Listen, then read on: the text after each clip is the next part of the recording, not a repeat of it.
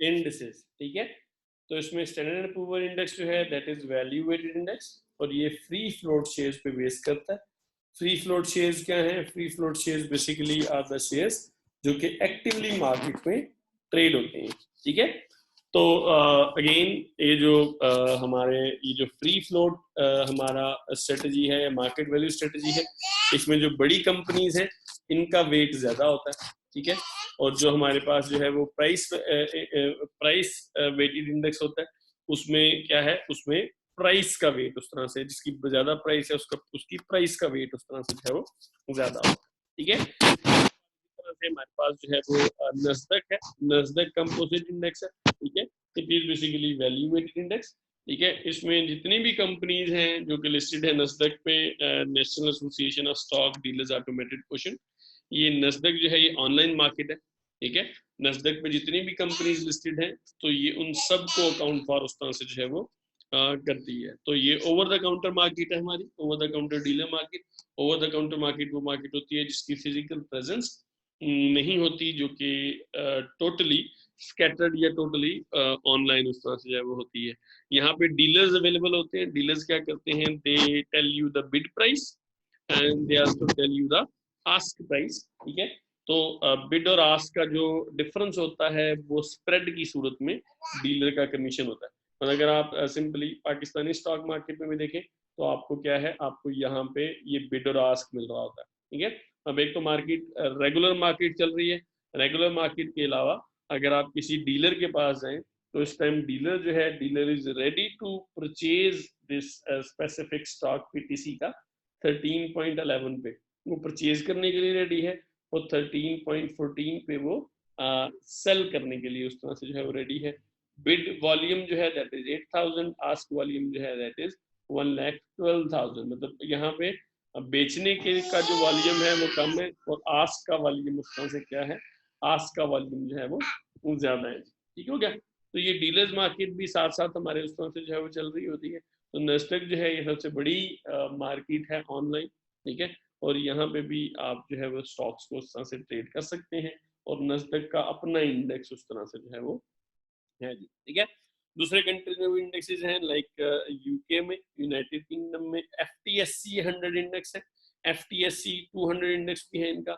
एफटीएससी Financial Times Stock Exchange index है। Financial Times वहाँ का न्यूज़पेपर है जो कि ये इंडेक्स जो है मेंटेन करता है, इंडेक्स जो है उस तरह से बनाता है। जापान में निकी 225 इंडेक्स है, ठीक है। इसमें 225 आपके जो है वो स्टॉक्स है। इसी तरह से इंडिया में Bombay stock exchange Sensex index है। ये Sensex is sensitivity stock Exchange index, ठीक है। तो ये सेंसिटिव प्राइस इंडेक्स है उनका, ठीक है। इसी तरह से वहाँ पे standard and poor Bombay stock exchange 100 index भी है, ठीक है। चाइना में एसएसई कंपोजिट इंडेक्स उस तरह से अवेलेबल है। यूरोप का यूरोनेक्स्ट 100 इंडेक्स है जो कि पूरी यूरोपियन कंपनीज को उस तरह से जो है वो लेता है, ठीक है। तो दुनिया में जो बड़ी बड़ी स्टॉक मार्केट्स हैं उनके अलग अलग अपने इंडेक्सेस हैं, ठीक है। दुनिया में सबसे बड़ी स्टॉक मार्केट जो है वो न्यूयॉर्क स्टॉक एक्सचेंज है, ठीक है। उसके बाद हमारे पास लंदन स्टॉक एक्सचेंज या यूरोनेक्स्ट स्टॉक एक्सचेंज भी उस तरह से जो है वो है। फिर नस्दक हमारे पास ऑनलाइन दुनिया की बड़ी स्टॉक एक्सचेंज है।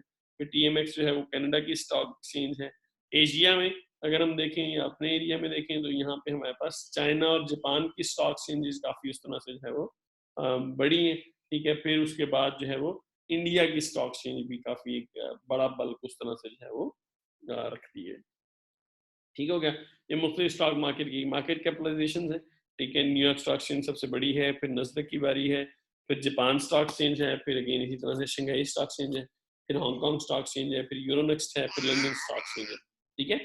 तो ये उनकी ये थोड़ा सा पुराना डेटा है, 1 साल पुराना, ठीक है। लेकिन अगेन द थिंग इसके वॉल्यूम्स जो है वो ऑलमोस्ट इतने ही हैं आपके। अच्छा, पाकिस्तान में अगर हम देखें तो पाकिस्तान में there are certain indexes, like हमारे पास KSE 100 इंडेक्स है। ये बनता इस तरह से है कि 35 कंपनीज हैं, 35 सेक्टर्स को रिप्रेजेंट करती हैं, और हर सेक्टर की जो सबसे बड़ी कंपनी है, ठीक है, और जिसकी मार्केट कैपिटलाइजेशन सबसे ज्यादा है, हम उसको चूज करते हैं। और बाकी 65 कंपनीज जो हैं वो generally without any sector consideration जो है हम उठा लेते हैं, जिनकी मार्केट कैपिटलाइजेशन सबसे ज्यादा है। तो जो सबसे बड़ी कंपनीज हैं पाकिस्तान स्टॉक एक्सचेंज की, वो KSE 100 इंडेक्स में है, और इनका जो है वो 35 यहाँ पे कंपनी जो है वो इंडेक्सेस 35 जो है वो 35 सेक्टर को रिप्रेजेंट उस तरह से जो है वो करती है। इसकी बेस वैल्यू 1000 थी जो कि नवंबर 1 1991 को थी। अब सिंपली उस टाइम पे जितनी भी इन कंपनीज की इंडेक्स की वैल्यू जो है वो बनी थी, जितनी भी उसकी एवरेज बनी थी, उसको इन्होंने 1000 से इक्वेट कर लिया था। और अब वो 1000 की बेस पे, तो इसकी बेस वैल्यू 1000 थी, तो 1000 से ही ये जो आजकल जो है हमारा 47,000 पे चल रहा है, ठीक है। तो ओवर द टाइम इसकी वैल्यू 47 गुना जो है वो बढ़ गई है जी, अगर हम देखें पिछले 30 सालों में, ठीक है। तो 47 गुना इस इंडेक्स की वैल्यू बढ़ चुकी है। दूसरा आल शेयर है। आल शेयर में सिंपली क्या है कि आल शेयर में जितनी भी कंपनियां हैं, ठीक है, टोटल कंपनियां सारी की सारी पाकिस्तान स्टॉक एक्सचेंज की, वो आल शेयर इंडेक्स में उस तरह से जो है वो शामिल है जी। यहाँ पे फुल मार्केट कैपिटलाइजेशन मेथोडोलॉजी के थ्रू ये इंडेक्स उस तरह से कैलकुलेट जो है वो होता है। लेकिन इसको जनरली बहुत ज्यादा इस्तेमाल नहीं किया जाता, क्योंकि ऑब्वियस सी बात है कुछ कंपनियां इनएक्टिव रहती हैं, कुछ कंपनियां जो है वो ऑब्वियस सी बात है कि ज्यादा एक्टिव रहती हैं। तो कैसी 100 ज्यादा इस्तेमाल होता है, क्योंकि कैसी 100 जो है वो इसमें जो बड़ी बड़ी कंपनीज हैं जो कि ज्यादा एक्टिव हैं, वो उस तरह से जो है वो शामिल है। कैसी 30 जो है, ठीक है, कैसी 30 जो है ये 30 लार्जेस्ट मार्केट कैपिटलाइजेशन की बेस पे कंपनीज जो है वो सेलेक्ट हुई है।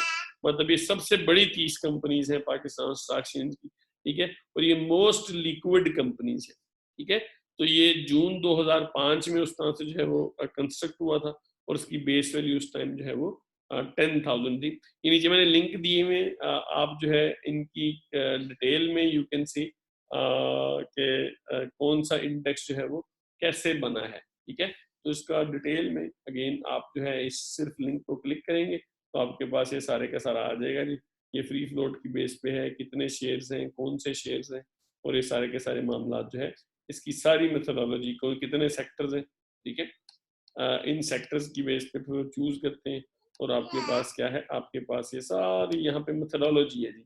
ये पहले स्टेप में क्या किया, दूसरे में क्या किया, तीसरे में क्या किया, तो you can like see this methodology. अच्छा, नेक्स्ट हमारे पास KMI 30 है। KMI is Karachi Meezaan index है जी। ये बेसिकली इस्लामिक कंपनीज जो हैं उनके इंडेक्स वो करता है। तो KMI 30 में 30 जो हमारी शरिया कंप्लाइंट फर्म्स हैं, लार्जेस्ट शरिया कंप्लाइंट फर्म जो हैं, वो यहाँ पे उस तरह से जो है वो अवेलेबल है। इनकी लिक्विडिटी भी अप्रोप्रिएट है। ये बेस वैल्यू जिसकी 15,000 थी, ये 30 जून 2008 को उस तरह से जो है वो बना था जी, ठीक है। तो अगेन इनकी स्पेसिफिक मेथोडोलॉजी है, मतलब जो कंपनीज हम चूज करते हैं दोज आर बेस्ड ऑन शरिया कंप्लायंस। मतलब उनका डेट लेवल जो है एक लेवल से कम होना चाहिए, उनके बाकी मामला जो है किसी इलीगल एक्टिविटी में, किसी इमोरल एक्टिविटी में, ठीक है, वो स्टॉक्स उस तरह से जो है वो नहीं होने चाहिए। तो यहाँ पे आप जो है वो इसमें देखें फिल्टर्स है। पहला क्या है, किसमें वो इन्वेस्ट कर रहे हैं, अल्कोहल का, गैम्बलिंग का, इस तरह के बिजनेस जो है वो नहीं होना चाहिए। इनकी इंटरेस्ट बेरिंग डेट जो है वो 37% से कम होना चाहिए। नॉन कंप्लायंट इन्वेस्टमेंट भी 33% से कम होनी चाहिए, ठीक है। Non in compliant income total revenue 5% से कम होनी चाहिए, ठीक है। तो ये सारे का सारा मतलब यहाँ पे अगेन यहाँ पे क्राइटेरियाज है जिनकी बेसिस पे ये कंपनी पहले इस्लामिक में कन्वर्ट होती है, और उसके बाद जैसे लाइक जो 30 बड़ी कंपनीज है उसको ये ले लेते हैं इंडेक्स बनाने में। इसी तरह से PSX KMI all share index है, और जितनी भी इस्लामिक कंपनीज पाकिस्तान में है, ठीक है, उनकी बेसिस पे शेयर बना हुआ है, ठीक है। फिर यहाँ पे ये NIT PGI एक है इंडेक्स है, ये NIT वालों ने ही बनाया हुआ है, ठीक है। तो ये specifically 50% free float market capitalization of KSC जो है, तो इसने KSC में से भी 50% कंपनीज ले ली, ठीक है। और वो KSC की जो टॉप कंपनीज है वो लेके इन्होंने NIT PGI बना ली है, ठीक है। इसी तरह से जो KSC 100 की टॉप 9 कंपनियां हैं उस पे UPP, ठीक है, यूनाइटेड बैंक का है। इसमें अगेन ये एक्सक्लूड कर देते हैं ऑयल एंड गैस को, ठीक है। तो ये स्पेसिफिकली 9 कंपनीज हैं, ठीक है, जो सबसे बड़ी है उसकी बेसिस पे UPP9 इंडेक्स इन्होंने बनाया है। फिर सेक्टोरल इंडेक्सेस है, लाइक बैंकिंग सेक्टर का अलग से इंडेक्स है, ऑयल एंड गैस सेक्टर का क्या है अलग से इंडेक्स है, ठीक है। तो आप भी कोई इंडेक्स बना सकते हैं बेस्ड ऑन योर प्रेफरेंसेस, ठीक है। और सपोज आपको लगता है कि नहीं जी मैंने कंस्ट्रक्शन सेक्टर का कोई इंडेक्स बनाना है, या आपको लगता है कि नहीं जी मैं जो है वो जो मोस्ट लिक्विड कंपनीज हैं उनका मैंने इंडेक्स बनाना है, या आपको लगता है कि मैंने जो पेनी स्टॉक्स हैं उनका एक इंडेक्स बनाना है, तो यू कैन डू इट। मतलब इसमें अगेन कोई रॉकेट साइंस नहीं है इंडेक्स बनाने में। ये जो रिकग्नाइज इंडेक्स है उनका जो है वो स्टॉक मार्केट पे डेटा अवेलेबल है, लेकिन आप अपनी यूजिबिलिटी के हवाले से, अपने मामलात के हवाले से भी क्या कर सकते हैं, इंडेक्स बना सकते हैं। ये पुत्र आपकी एक असाइनमेंट है, ठीक हो गया। आपने क्या करना है, पाकिस्तानी स्टॉक मार्केट्स को और इसके इंडेक्सेस को पढ़ना है, देखना है, और उसके बाद ये आपने देखना है कि वो सेक्टर्स कौन से हैं पाकिस्तान में जिनका सेक्टोरल इंडेक्स होना चाहिए, ठीक है। तो आपके फिर आपने एक्सप्लेन करना है कि व्हाई डू यू थिंक के वो स्पेसिफिक सेक्टर जो आपने चूज किया है उसका सेपरेट इंडेक्स होना चाहिए। मैक्सिमम एक पेज की आपने लिखनी है असाइनमेंट, मतलब मैक्सिमम का मतलब मैक्सिमम है, एक पेज से ज्यादा किसी सूरत जो है वो नहीं होनी चाहिए। नेक्स्ट वीक इसकी ड्यू डेट है, आप लोग क्या करेंगे, you will submit this to your CR, जो कि फिर मुझे जिप बना के इसको जो है वो मेल कर देता है, ठीक है। तो लेट सबमिशन इसमें पुत्र नहीं करनी। तो यहाँ तक अगर आपका किसी का कोई इश्यू है, क्वेश्चन है तो पुत्र पूछ। हाँ जी पुत्र जी, कोई क्वेश्चन है तो पूछ लो जी।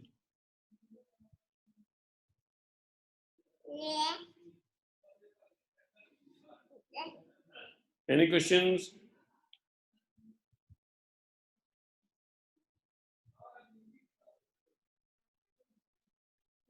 चलें जी, दैट्स गुड। तो उधर इस लेक्चर में कोई इशू है, कोई आपका जो है,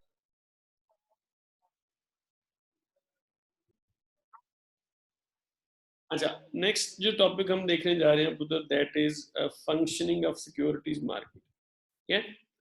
कि जो हमारी सिक्योरिटीज मार्केट है, स्पेसिफिकली स्टॉक मार्केट है, जिस तरह से ये कैसे फंक्शन करती है, ठीक है। और इनमें सिंपली कौन कौन से प्लेयर्स होते हैं, वो कैसे आपस में इंटरेक्ट करते हैं, अगर हमें स्टॉक मार्केट में ट्रेड करना है तो हमें क्या करना है। तो नेक्स्ट जो आपका टॉपिक है ये इस चीज पे बेस कर, ठीक है। तो सिक्योरिटीज मार्केट को अगर हम देखें तो securities market basically is a place where many buyers and sellers come to trade, ठीक है। तो इस कॉन्टेक्स्ट में स्टॉक मार्केट में आप देखेंगे बहुत ज्यादा सारे बायर और सेलर होते हैं स्टॉक के, ठीक है। वो हमारी वो हमारी स्टॉक मार्केट बन जाती है। सिक्योरिटी मार्केट वो होगी जहां पे एक सिक्योरिटी के बहुत ज्यादा बायर और सेलर होंगे। फ्रूट मार्केट में बहुत ज्यादा बायर और सेलर फ्रूट के होते हैं। तो market basically is a place with many buyers and sellers, ठीक है। बायर्स भी काफी ज्यादा सारे होते हैं और सेलर्स भी काफी ज्यादा सारे उस तरह से जो है वो होते हैं। तो मार्केट की, अच्छी मार्केट की कैरेक्टरिस्टिक्स में ये चीज शामिल है कि वो ज्यादा सारे बायर्स और सेलर्स को अट्रैक्ट करती है, और उसमें प्राइस जो है that is determined bye demand and supply, ठीक है। कि अगर डिमांड ज्यादा होगी तो प्राइस बढ़ जाएगी, अगर सप्लाई ज्यादा होगी तो प्राइस क्या हो जाएगी, कम हो जाएगी। तो ये अच्छी मार्केट का ये फंक्शन है कि उसमें बायर और सेलर ज्यादा होते हैं, तो बायर और सेलर आपस में इंटरेक्ट करके डिमांड और सप्लाई की बेस पे वहां पे प्राइस डिटरमिन जो है वो हो रही होती है। अच्छा, मार्केट का दूसरा फंक्शन क्या है, मार्केट का दूसरा फंक्शन ये है, it provides timely and accurate information about price, volume, buyer sell orders. अब सिंपली स्पीकिंग मार्केट जो है वो क्या करती है, वो आपको इंफॉर्मेशन प्रोवाइड करती है। यहाँ के अभी आप स्टॉक मार्केट में चले जाएं, इवन इफ कि आपने कोई चीज खरीदनी या बेचनी नहीं है, उसके बावजूद मार्केट क्या कर रही होगी, आपको इंफॉर्मेशन जो है वो देती होगी, ठीक है। तो मतलब यू कैन सी कि ओवरऑल मार्केट क्या कर रही है, यू कैन सी कि इंडिविजुअल स्टॉक्स जो है, ठीक है, इंडिविजुअल स्टॉक्स जो है वो किस तरह से बिहेव कर रहे हैं, या इंडिविजुअल स्टॉक्स किस तरह से जो है वो चल रही है, ठीक है। And you can see also सी अगर आप उसमें ट्रेड करने के लिए से जाए तो यू कैन आल्सो सी कितने लोगों ने बाई ऑर्डर लगाए हुए, कितने लोगों ने सेल ऑर्डर लगाए हुए, और प्राइस एक्सपेक्टेड उस तरह से जो है वो क्या है। तो एक अच्छी मार्केट क्या करती है, एक अच्छी market provides you timely and accurate information about price, volume, buy और सेल ऑर्डर। तो ये इंफॉर्मेशन जो है ना, ये आपको हेल्प करती है, ठीक है। अगर आपको इंफॉर्मेशन का पता नहीं होगा तो अल्टीमेटली क्या होगा, आप जो है वो क्या होंगे, आप डेफिनेटली आपके साथ कोई इंडिविजुअल जो धोखा कर सकता है, आपको चीज महंगी बेच सकता है, आपको चीज सस्ती मिल सकती है। ऑन द अदर हैंड जो अच्छी मार्केट है उसमें पॉसिबल नहीं है, ठीक है, क्योंकि उसमें हर इंडिविजुअल के पास सेम इन्फॉर्मेशन है।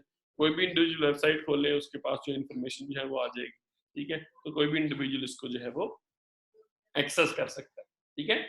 बेटर लिक्विडिटी मार्केट में ऑब्वियसली बात है, बायो सेलर काफी ज्यादा सारे होंगे, तो ऑब्वियसली बात है कि आपकी जो लिक्विडिटी है वो अच्छी होगी, मार्केटेबिलिटी इंप्रूव कर देगी, ठीक है। आप शेयर किसी भी टाइम मार्केट में जो भी एग्जिस्टिंग प्राइस है उसके थोड़ा सा कम या ज्यादा पे उस तरह से सेल जो है वो कर सकते हैं।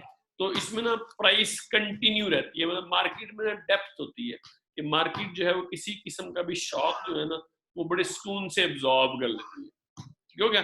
मतलब इसमें अगेन प्राइस कंटिन्यू रहती है, मार्केट में डेप्थ होती है, प्राइस कंटिन्यू रहेगी। ये नहीं होगा कि प्राइस जो है वो आपकी एक दिन जो है वो 100 रुपये है और फिर प्राइस एकदम से 10 रुपये पे उस तरह से जो है वो आ गई है। तो आपकी प्राइस कंटिन्यू रहेगी, वो 100 से 99 पे जाएगी, 98 पे जाएगी, अगर जाना भी है तो आहिस्ता आहिस्ता उस तरह से जाएगी। तो अगर कोई शॉक आया है, जैसे सपोज मैं कहता हूँ कि मैंने कोई लॉट खानी है और मैं ना धड़ाधड़ खरीद रहा हूँ, तो प्राइस हो सकता है कि थोड़ी सी बढ़े, लेकिन उसके बाद प्राइस जो है वो अल्टीमेटली अपने एक्चुअल लेवल पे उस तरह से जो है वो आ जाएगी। तो प्राइसिंग जो है वो कंटिन्यूड रहती है एक अच्छी मार्केट में। Next is transaction cost lower है, market should be internally efficient. मतलब अगर आप मार्केट में ट्रेड करना चाहते हो तो ये ना हो कि आपको ट्रेडिंग करने की इतनी ज्यादा सारी कॉस्ट जो है वो पड़ रही हो। तो ट्रांजैक्शन कॉस्ट लो है। ट्रांजैक्शन कॉस्ट कब लो होती है? जब वॉल्यूम ज्यादा होता है। अगर मार्केट में ट्रेडिंग ज्यादा होगी तो ऑब्वियसली बात है कि ऑटोमेटिकली जो ट्रांजैक्शन कॉस्ट है वो क्या हो जाएगी, वो आपकी जो है वो कम हो जाएगी। तो मार्केट जो है वो इंटरनली आपकी एफिशिएंट उस तरह से होनी चाहिए, इसमें ट्रांजैक्शन कॉस्ट जो है वो कम हो, ठीक है। अच्छा, दूसरा एक्सटर्नल इंफॉर्मेशन एफिशिएंसी भी आपकी होनी चाहिए कि जितनी भी अवेलेबल इंफॉर्मेशन है डिमांड साइड की, सप्लाई साइड की, वो प्राइसेस में रिफ्लेक्ट हो रही हो, और प्राइस जैसे ही कोई नई इंफॉर्मेशन है वो प्राइस में एप्रोप्रिएटली या एक्यूरेटली उस तरह से फौरन रिफ्लेक्ट हो जाए। तो कोविड आए तो मतलब स्टॉक प्राइस गिर जाए, ठीक है। इसी तरह से एक कंपनी जो है वो अगर यहाँ पे कोई नया प्लान लगा रही हो तो प्राइस इंक्रीज कर जाए। तो अगेन इसको हम मार्केट एफिशिएंसी बोलते हैं, ठीक है। तो ये एक्सटर्नल मार्केट एफिशिएंसी होती है कि मार्केट में जितनी भी अवेलेबल इंफॉर्मेशन है वो प्राइसेस में रिफ्लेक्ट जो है वो हो रही होनी चाहिए। तो एक अच्छी जो मार्केट है उसकी ये कैरेक्टरिस्टिक्स हैं जी। मतलब उसमें simply there will be lot of buyers and sellers, ठीक है।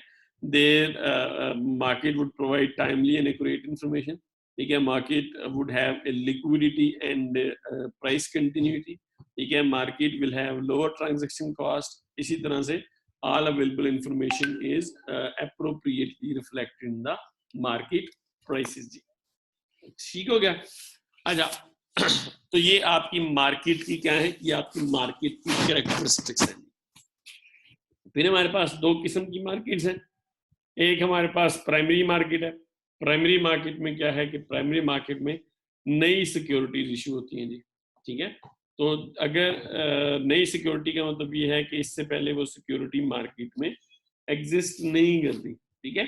तो सपोज अगर एक कंपनी अपना आईपीओ करती है, ठीक है, IPO stands for initial public offering, ठीक है। एक कंपनी है स्पेसिफिकली वो करती है जी आईपीओ, तो ये आईपीओ प्राइमरी मार्केट में ट्रेड होगा, ठीक है। तो आईपीओ क्या होगा, आईपीओ प्राइमरी मार्केट में उस तरह से जो है वो ट्रेड होगा। आईपीओ जो है वो सेकेंडरी मार्केट में ट्रेड नहीं होगा जी, ठीक है। तो आईपीओ प्राइमरी मार्केट में होगा जी। तो IPO stand for initial public offering जी, ठीक है। इसी तरह से ये क्या है, कंपनी जब पहली दफा अपने शेयर इशू करती है ना, सबसे पहली दफा, इससे पहले कंपनी एग्जिस्ट नहीं करती समटाइम्स, या पब्लिक नहीं होती इससे पहले कंपनी, तो सबसे पहली दफा जब कंपनी शेयर इशू करती है उसको हम आईपीओ बोलते हैं। और वही कंपनी जो स्टॉक मार्केट में ऑलरेडी लिस्टेड है, ऑलरेडी उसके शेयर जो है वो मार्केट में मौजूद है, वो एससीओ करती है। इसको हम बोलते हैं सेकेंडरी या सॉरी सीजनड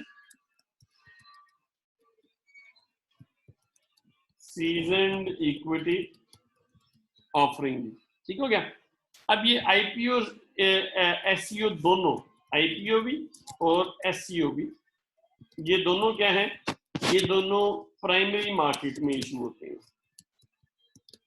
अच्छा, अब प्राइमरी मार्केट में बेसिकली क्या है कि प्राइमरी मार्केट में की कोई ना फिजिकल एग्जिस्टेंस नहीं होती। अब किसी कंपनी ने अगर शेयर इशू करने हैं तो ये मार्केट इस्टेब्लिश हो जाती है बाय खुद ब खुद ना, डीलर्स मिलके इस मार्केट को इस्टेब्लिश कर देते हैं।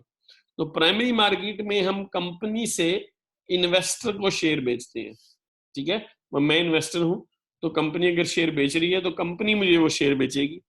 तो कंपनी क्या करेगी, कंपनी सबसे पहले इन्वेस्टमेंट बैंकर के पास जाएगी, इन्वेस्टमेंट बैंकर जो है वो शेयर को डिजाइन करेंगे, वो फिर सम टाइम प्राइवेट प्लेसमेंट्स करेंगे, मतलब बड़े बड़े जो इन्वेस्टर होते हैं एनआईटी वालों को बेच देंगे, मियां मंशा को डायरेक्ट बेच देंगे, या फिर वो ऐड देंगे अखबार में, और लोग जो है वो एप्लीकेशन देंगे कि हमें शेयर लॉट किए जाए, हम शेयर खरीदना चाहते हैं। तो अल्टीमेटली क्या होगा कि आप जो है वो शेयर खरीद लेंगे जी, ठीक हो गया। तो प्राइमरी मार्केट ये मार्केट है। सेकेंडरी मार्केट फिर क्या है, जब शेयर एक दफा प्राइमरी मार्केट में इशू हो जाए, ठीक है, तो उसके बाद वो शेयर सेकेंडरी मार्केट में ट्रेड होना शुरू हो जाते हैं। तो already issued securities are traded in secondary market. इसमें क्या होता है कि एक इन्वेस्टर दूसरे इन्वेस्टर को जो है वो स्टॉक बेचता है। ये जो हमारी पाकिस्तान स्टॉक एक्सचेंज है ये इसकी एग्जांपल है, न्यूयॉर्क स्टॉक एक्सचेंज इसकी एग्जांपल है, ठीक है। तो प्राइमरी मार्केट की कोई फिजिकल एग्जिस्टेंस उस तरह से जो है वो नहीं होती, सेंट्रल एग्जिस्टेंस नहीं होती। जब शेयर फ्लोट होने हैं तो मार्केट एक्टिव होनी है, वरना मार्केट एक्टिव नहीं होगी, ठीक है। ऑन द अदर हैंड हमारा जो सेकेंडरी मार्केट है, हमारी सेकेंडरी मार्केट स्पेसिफिकली ये इसकी फिजिकल प्रेजेंस भी होती है, ठीक है। जैसे पाकिस्तान स्टॉक एक्सचेंज है, इसकी लाहौर में भी एक इसका है स्टॉक एक्सचेंज है, इसी तरह से कराची में भी स्टॉक एक्सचेंज है, इस्लामाबाद में भी स्टॉक एक्सचेंज है, ठीक हो गया। तो इसकी फिजिकल एग्जिस्टेंस होती है जहाँ पे लोग जो है वो जाके ट्रेड वगैरह जो है वो कर सकते हैं इजीली स्टॉक, ठीक हो गया पुत्र। यहां तक किसी को कोई इशू है तो मुझसे पूछ लो।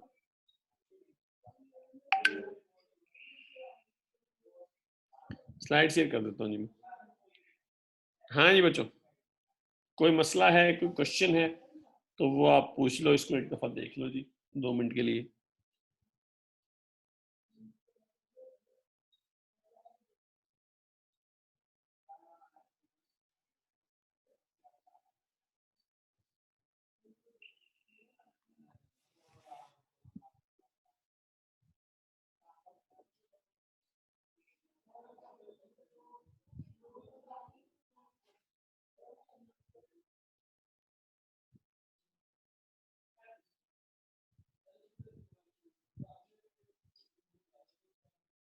हाँ पुत्र जी, कोई इशू है, कोई क्वेश्चन है तो यू कैन आस्क।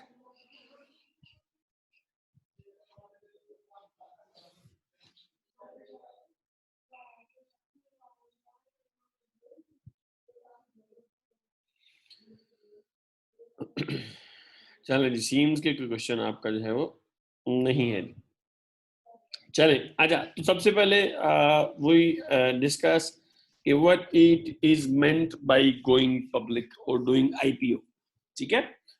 तो सबसे पहले एक कंपनी जो है वो एस्टेब्लिश हुई है, उस कंपनी को पैसों की जरूरत है, तो डेफिनेटली वो क्या करेगी, वो पब्लिक से पैसा इकट्ठा करना चाहती है। तो वो कंपनी क्या करेगी, वो कंपनी अपना आईपीओ करेगी और इस आईपीओ को what we call it going public, ठीक है।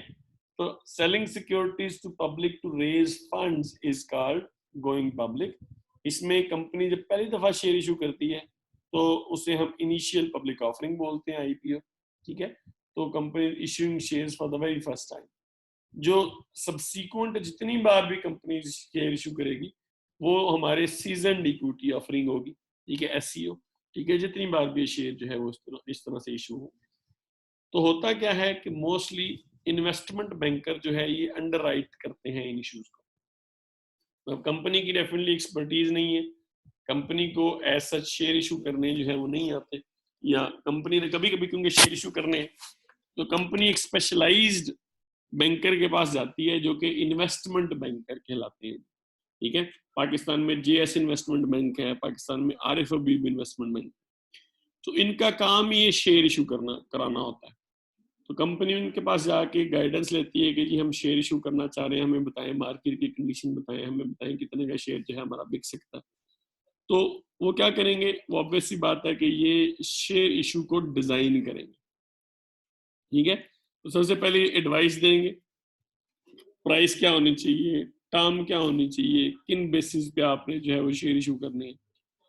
ये फिर रिस्क भी बियर करते हैं, मतलब सिंपली स्पीकिंग कि अगर शेयर फ्लोट ना हुए तो इन्वेस्टमेंट बैंकर फिर उसको अंडर राइट करता है, मतलब इन्वेस्टमेंट बैंकर गारंटी देता है कि मैं ये शेयर खुद खरीद लूंगा अगर आपके मार्केट में फ्लोट ना हुए। उसका फिर डेफिनेटली ये कमीशन लेते हैं एक्स्ट्रा इस रिस्क बियरिंग का। थर्ड काम ये क्या करते हैं, they establish distribution channel with help of other banks. अब आरिफ हबीब सपोज के ना, आरिफ हबीब या फिर जेएस बैंक जो है, जेएस इन्वेस्टमेंट बैंक, ये जो है ना डिजाइन कर रहा है, तो इसने पब्लिक को बेचनी है। अब इनकी आरिफ हबीब वालों की डायरेक्ट उस तरह से ब्रांचेस नहीं होती, तो ये सपोज मिजान बैंक के साथ, एमसीबी के साथ कोलैबोरेट करेंगे और ये क्या करेंगे, उन्हें कहेंगे कि जी हमारा शेयर जो है ना ये आप उस तरह से बिकवा दे, मतलब लोग आपको ही एप्लीकेशन जमा कराएंगे और आपको ही पैसे जमा कराएंगे, आपने वो पैसे इस अकाउंट में जो है वो भेज देने हैं और जितने भी डॉक्यूमेंट्स हैं वो हमें आपने जो है वो फ्लोट कर देने हैं।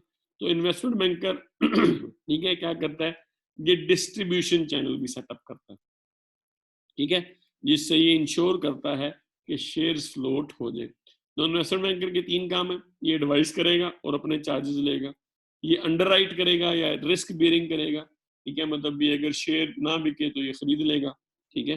तीसरा ये डिस्ट्रीब्यूशन चैनल भी आपको जो है वो सेटअप करके देता है ताकि आपकी इजीली शेयर उस तरह से बिक जाएंगे, ठीक है। दूसरा you can also do private placements, ठीक है, तो आप बड़े या इंस्टीट्यूशनल इन्वेस्टर को डायरेक्ट भी शेयर अलॉट कर देते हैं, लाइक मियां मंशा को डायरेक्ट अलॉट कर दें, आप इन्वेस्टमेंट बैंकर के पास ना जाए, ये इन्वेस्टमेंट बैंकर ही प्राइवेट प्लेसमेंट्स उस तरह से जो है वो आपकी जो है वो करवा देती, ठीक हो गया। लाइक बिल गेट्स को आप डायरेक्ट शेयर भेज दें, मियां मंशा को भेज दें, या सपोज एमसीबी को डायरेक्ट शेयर भेज दें, एनआईटी को अभी हमने देखा एनआईटी को डायरेक्ट शेयर उस तरह से भेज दें, ठीक है। इसमें फिर वो एडवर्टीजमेंट और डिस्ट्रीब्यूशन चैनल वाले जो मामला है वो उस तरह से जो है वो आपके उतने ज्यादा उसकी कॉस्ट या उतने ज्यादा हैसल आपको बर्दाश्त नहीं करनी पड़ती, ठीक हो गया। अच्छा, अब यहाँ पे अगेन द थिंग इज के ये फिनोमेना है बुक बिल्डिंग का, कि इन्वेस्टमेंट बैंकर क्या करते हैं, they basically do the book building, मतलब ये ऑर्डर को रिकॉर्ड करते हैं, मतलब सिंपली सबसे पहले प्रोसेस ही होता है, ये कहते हैं कि जी आप ना बिड करें, ठीक है, तो लोग ना लोग क्या करते हैं, लोग एप्लीकेशन देते हैं सब्सक्रिप्शन की कि we want to have the shares,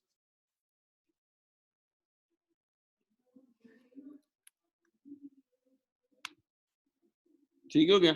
तो ये क्या करेंगे, ये एक ऑर्डर या बुक बिल्डिंग करेंगे, लोग ऑर्डर करेंगे, ठीक है, ये उसकी बुक बिल्डिंग करेंगे और उसके बाद पैसे लेके शेयर्स को क्या करेंगे, उन्हें अलॉट कर देंगे, ठीक हो गया।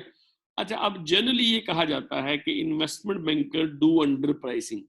अंडर प्राइसिंग से मुराद हमारी ये है कि शेयर की जो एक्चुअल वैल्यू है ना वो होनी चाहिए थी 30, ठीक है, लेकिन जो इशू किया ना इन्होंने, इशू प्राइस वो इन्होंने कर दिया 28 पे।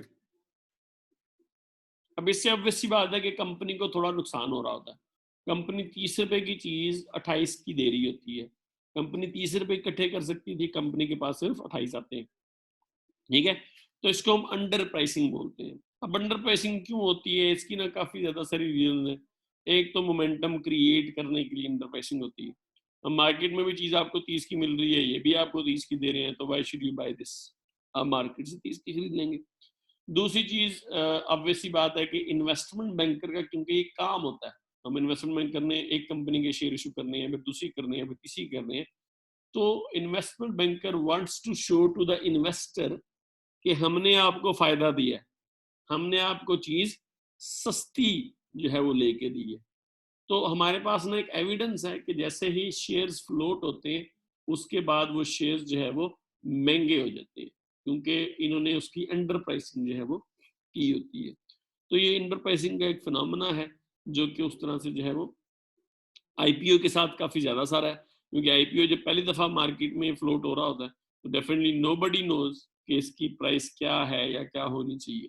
एससीओ में कम होती है क्योंकि ऑब्वियस सी बात है कि आपके पास जो है वो मार्केट में मौजूद है, मार्केट में आपको पता लग रहा है कि जी ये प्राइस इस शेयर की कितनी चल रही है एज ऑफ नाउ। तो आईपीओ में ये जो अंडर प्राइसिंग है ये काफी ज्यादा सारी उस तरह से जो है वो होती है जी। ठीक है, बुक बिल्डिंग प्रोसेस में प्राइस फिर इंक्रीज करती जाती है, जैसे जैसे लोगों का रिस्पॉन्स जो है वो आता चला जाता है, वैसे वैसे डिमांड बढ़ती चली जाती है, वैसे वैसे प्राइस जो है वो इंक्रीज करती चली जाती है जी आप। ठीक है, तो इट इज गोइंग पब्लिक, तो मतलब सिंपली आप अपनी सिक्योरिटीज जो है वो पब्लिक को सेल कर रहे हैं। इसमें इन्वेस्टमेंट बैंकर एक दरमियान में एडमिनिस्ट्रेशन का रोल प्ले करता है। आपका सारा जो इशू का प्रोसेस है वो इन्वेस्टमेंट बैंकर हैंडल करता है। ठीक है, इसमें प्राइवेट प्लेसमेंट्स भी हो सकती हैं। ठीक है, और नॉर्मली आपकी जो अंडर प्राइसिंग है आईपीओ में थोड़ी सी ज्यादा होती है। इन्वेस्टमेंट बैंकर अपने इन्वेस्टर को फायदा पहुंचाने के लिए अंडर प्राइसिंग की थोड़ी सी जो है वो करते हैं। ठीक है, तो यहां तक पुत्र कोई इशू है, कोई क्वेश्चन है तो हमसे पूछ लो। हमारे पास ना इसके बाद हमारे पास पाकिस्तानी सिनेरियोज है। ठीक है, तो ये हमारे पास securities are issued under public offering regulation 2017। ठीक है, तो हमारे यहाँ ये स्पेसिफिक रेगुलेशन है, इसके अकॉर्डिंगली सिक्योरिटीज जो है वो उस तरह से जो है वो इशू होती है। इस रेगुलेशन को अगर आप पढ़ना चाहें तो मैंने यहाँ पे क्या है लिंक दे दिया है। ठीक है, अच्छा तो खैर आजकल हमारी मार्केट थोड़ी सी मतलब डल है सिंपली स्पीकिंग, कि इन सेंस के हमारी जो मार्केट है वो आईपीओ उस तरह से नहीं हो रहे। तो यहाँ पे आप देख सकते हैं कि जो रीसेंट आईपीओज हैं वो कौन से हैं। ठीक है, आजकल कोई भी आईपीओ उस तरह से जो है वो नहीं चल रहा जी हमारा। ठीक है, पिछले साल जो आईपीओ हुए हैं उसमें ऑर्गेनिक मीट कंपनी का आईपीओ हुआ है, टीपीएल ट्रैकर का आईपीओ उस तरह से जो हुआ है वो है हुआ है। ठीक है, तो होता यूं है कि इसका यहाँ पे मैंने प्रोस्पेक्टस जो है उसकी मैंने फाइल रखी हुई है, अभी ये शायद अवेलेबल है जी ये प्रोस्पेक्टस की फाइल। ठीक हो गया, तो आप यहाँ से देख सकते हैं कि कंपनी का प्रोस्पेक्टस जो है वो किस तरह का होता है जी। ठीक है, मतलब ये ड्राफ्ट है, ड्राफ्ट के बाद यहाँ पे ना इसकी सारी डिटेल होगी, इसका कौन इन्वेस्टमेंट बैंकर है, इसका बुक रनर कौन है। ये एकेडी सिक्योरिटीज वाले इसके बुक रनर है जी।